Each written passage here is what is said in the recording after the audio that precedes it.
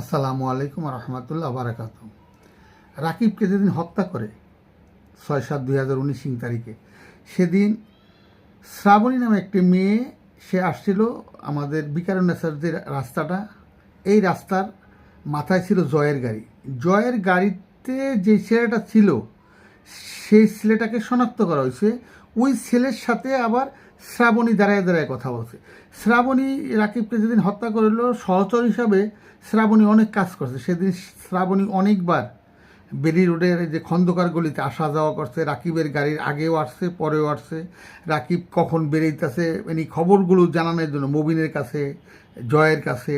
এবং এটা একটা পরিকল্পিত হত্যা। এখানে এই যে শ্রাবণী একটা মেয়ে, সে এটার একটা সহযোগী কাজ করছে কীভাবে রাকিব হত্যা করবে। এই কারণে এই শ্রাবণীরেও কিন্তু পিবিআই, তেজগাঁ, হাতিঝিল, র্যাব 3 মানে পুলিশি ভাষায় যে জিজ্ঞাসা করা লাগে সেই কথাটা জিজ্ঞাসা করে। তা আমার প্রশ্ন যেইগুলো ছিল, যেমন বনজ কুমার সাহেবের কাছে পিবিআইয়ের ডিআইজি, আমি নিজে দেখা করেছি, কথা বলেছি, কিন্তু উনি বোঝে একটা জিনিস, কিভাবে আসামিদেরকে বাঁচানো যাবে। হত্যাকারীদের চিহ্নিত করা তো দূরের কথা, আসামিদেরকে বাঁচানো যাবে সেই কাজগুলো উনি করছে। যেমন আপনারা সোশ্যাল মিডিয়াতে দেখেন যে পুলিশের যদি যে অন্যায়টা সিনাকে হত্যা করে যে অন্যায় করছে, সেটা যদি সুষ্ঠু ন্যায় তদন্ত বা বিচার না হয়, তাহলে পুলিশে এইরকম আরও দুর্নীতি করতে থাকবে, আরও হত্যা করতে থাকবে। এইরকম রাকিব হত্যার ব্যাপারে যারা সুষ্ঠু তদন্ত না করে আসামিদেরকে বাঁচিয়ে দিয়েছে, তাদেরও তদন্তের আওতায় এনে এবং ন্যায় তদন্ত যদি হয় এখন, তাহলে সেই যে তদন্ত কর্মকর্তা তেজগাঁ শিল্পাঞ্চল থানার, হাতিঝিল থানার, পিবিআইয়ের এবং র্যাব 3 এই তদন্ত কর্মকর্তাগুলো আসলে প্রভাবের কারণে তারা তদন্ত করতে পারে নাই, নাকি তারা পয়সার বিনিময়ে তদন্ত না করে হত্যাকারীদেরকে বাঁচিয়ে দিয়েছে, এগুলি স্পষ্ট হয়ে যাবে।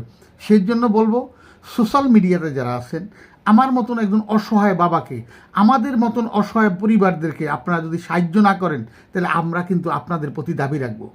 আমি বলবো সমস্ত মা বাবা, স্কুল ছাত্র ছাত্রী, যারা আছেন এবং ইসলামী মাইন্ডে যারা লেখাপড়া করেন, আমাদের ভিডিওটা অন্তত ঠেলে ফেলে দিয়েন না।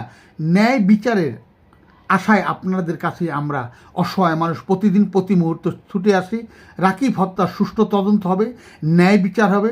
বাংলার মাটিতে যেই হত্যা, গুম, খুন, নারী ধর্ষণের ন্যায় বিচার থেকে আমরা যারা বঞ্চিত হয়েছি, তাদেরকে সহযোগিতা করবেন, এই আশা ব্যক্ত করি। আমি রাকিবের বাবা আবারও আপনাদের কাছে বিদায় নিলাম রাকিব হত্যার বিচার চেয়ে।